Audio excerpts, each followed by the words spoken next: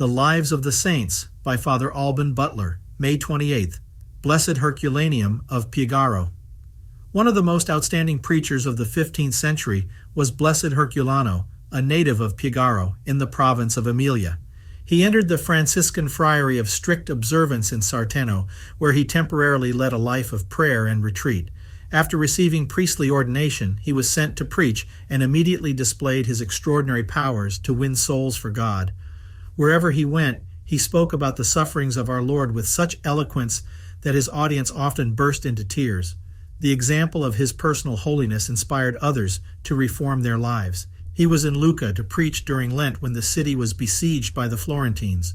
Provisions began to run low, and the inhabitants were determined to surrender, but Blessed Herculaneum asked them to wait a while, assuring them that the situation would improve after Easter if they would do penance and reform their way of life. The prediction was fulfilled, since the Florentines lifted the siege and the city was free. But if the Blessed asked his faithful to do penance, it was because he set an example by imposing great austerities on himself. He spent long periods without eating, and when he did, he limited himself to eating a little bread and vegetables. He died in the Convent of Castronovo, which he himself had founded in Tuscany.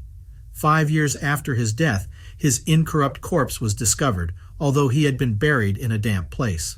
Pope Pius IX beatified the virtuous friar in 1860.